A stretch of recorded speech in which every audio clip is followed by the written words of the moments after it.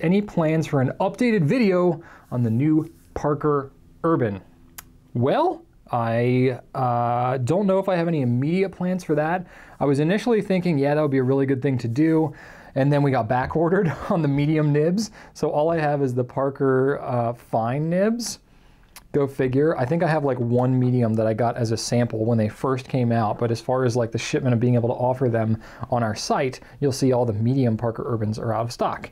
So I have like one for myself that was a sample. So I thought, okay, I don't know when I'm actually going to be able to put out a video, because the last thing I'd want to do is put out this big video and then not have any pens to sell. But I thought, why not go ahead and do it in Q&A here? So a little more under the radar, a little secret kind of scoop for you all who loyal Q&Ers to see what these pens are like. And we might slice it out and use it for something else anyway, but that's okay. So let me zoom in a little bit and I'll show you the difference between the two pens. So this is the older version of the Parker Urban, which is now recently discontinued, and the newer one. So you can see right off the bat there's some design differences. The overall size is not drastically different.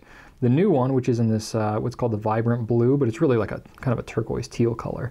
And then the purple, this amethyst color, this is the old version. So the old version is definitely a little more bulbous, I guess is one way to say it. But it's just more, it's more shaped, you know, it's more curvy. Whereas the new Urban is a little more streamlined, you know, not quite as drastic.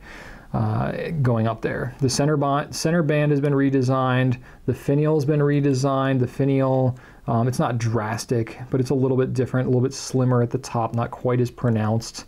The clip is very similar, just a little bit more defined on the arrow with the feathers here. So here it was just kind of like stamped onto there, but now it's actually into the pattern a little bit more. So I kind of like that. I'm kind of glad to see that, because Parker's arrow, that's kind of their thing. And then on the finial on the other end here, you know, it's a little slimmer on the end. It's really more of just like a top part here, like the color goes down on the side there, and then it's just a little end piece. Whereas this one, you can actually see a lot of the color on the end there. And then it's got this nice little trim piece. And then just the way that the pen kind of sits when it's capped like this, there's a bit of, I don't know, you can feel it, like you can feel the ridges on both sides of the center band on the old version, but on the new one it's much more seamless. So I really like that, especially when it comes time to like putting it in your pocket or something like that. It just provides you less resistance when you're sliding it. So that's one thing I really like. And then when you actually get into the pen itself, so the original design on the Urban is that, you know, it's a little bit less of a grip, and it has this very kind of rounded shape, kind of like the Lamy Studio, you know, where it starts really fat and then it tapers a bit. The step is about the same on both of them. It might actually be a little bit more of a step on the newer Urban, but it, to me, feels a little more comfortable to hold. Because whenever I hold pens like this, where it really tapers a lot to the grip, to me, it just feels somewhat unstable. Like my fingers want to kind of go closer to the nib, and I like to hold my fingers further back as a general rule. But when my fingers are wanting to slide forward, I don't enjoy that feeling. It causes me to grip tighter, and I just don't, I find that my hand, you know, cramps up a little bit more. Whereas on the new one, it is definitely, it's got a little bit of a taper, but then it flares out a little bit at the end. I find that to be a much better grip. Even though the material and everything feels very similar, it just feels, to me, like it's easier to hold. And then of course the nib design itself is very different. The old one is this very small kind of nib that just pokes out there like that. I actually didn't mind this design too much. But it definitely looks a little less conventional. And I know the way that it was ground and the way that it wrote, people were not quite as crazy with it, just because it tended to be pretty wet, and it tended to you know, have some starting issues and things like that. I don't find that to be a problem at all in the new one. So I don't know exactly what they're doing differently on this one, other than obviously the nib design is different, but I really like the way that the new one writes. Now, I will say, even though it's a more conventional nib, it seems like it's like shoved down pretty far in there.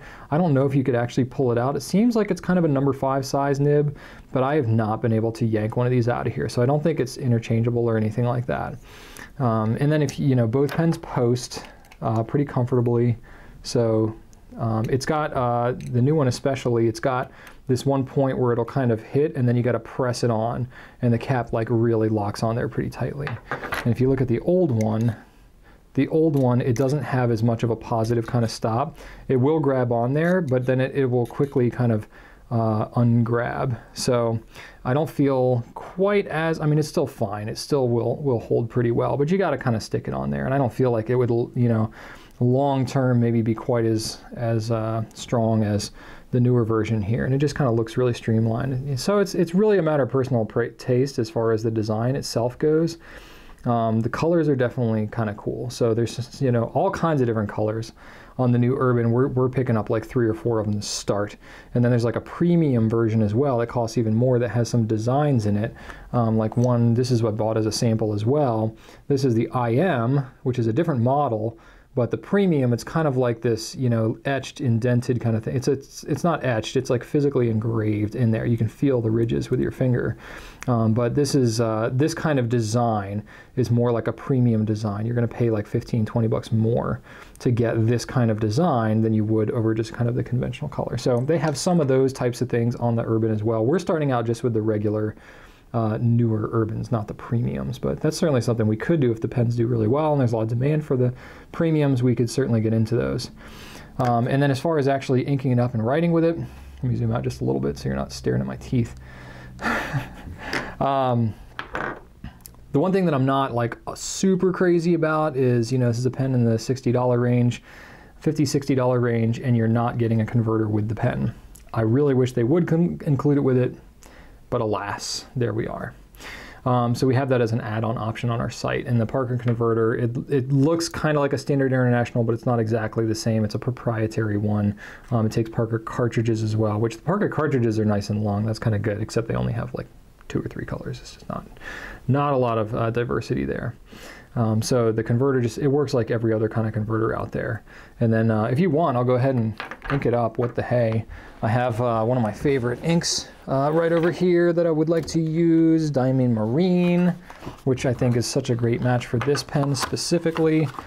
And then I can go ahead and show you, I've got already a dot pad over here somewhere. Yeah. So let me just tear this off a little bit. Kind of going old school here. I haven't done any good writing samples in a Q&A in a while, but make sure I can have you see what I'm doing. So, you know, if you've never seen a cartridge converter pen, I would assume a lot of you watching have, but maybe, hey, maybe this is your first time watching Q&A. I always put the piston all the way down inside the converter, and I submerge it, you know, up until the grip.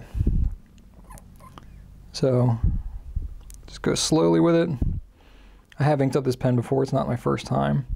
But the first time you're going to ink it up, you know, you're going to get a lot of air in here. So if you want to expel that back out of there, for this sample, for this purpose, it's not really going to be a big deal because I'm only writing a few words. But if you're actually going to write this and carry it around with you, expel it out of there and then draw it back up again. You just kind of take your time. You don't have to rush it. But then look at how much more ink I have in there. It really is a great fill. That's like a great tip if you're ever wondering how to get more ink into your pen. That was my paper towel roll over there. It pulled out like a whole big thing over here when I was just trying to get one paper towel. That's what that big epic battle was over there a second ago. Okay, so just use a little paper towel, kind of dab that a little bit, and then cap my ink so I don't knock it over, and screw it onto the back of the pen. Pretty straightforward. If you want to, you can expel a couple of drops out of the ink, out of the pen, I mean, back into the ink bottle. That's generally what you should do. I just don't ever have the patience for that. So let's see here. This is Parker Urban. Very smooth. And this one is a medium nib. Now what I will say is this is a European pen. And generally speaking, European nibs tend to be a little bit on the broader side than your Japanese pens, like Pilot, you know, Platinum, Sailor. But these ones I find to be pretty true to size. If not, you know, even a little bit on the narrower end of some of the European pens. So this one is a medium, but even though it's a medium, it's not an absolute like big fat gushing writer. The flow is consistent and the color looks really good, but it's not you know, it's not going to be like a Visconti or something like that where it just absolutely gushes. So that's the medium nib. This is Rhodia dot pad, 5 millimeters in between each of these dots. So it's a very smooth, very consistent line. Yeah, just the smoothness of this nib and the consistency of it is really good. Like I'm actually pretty impressed with the way that they redesigned these Urbans. I like them more. I never disliked the old Urban, you know, but I like the new one better. Actually, personally, that's just my thing.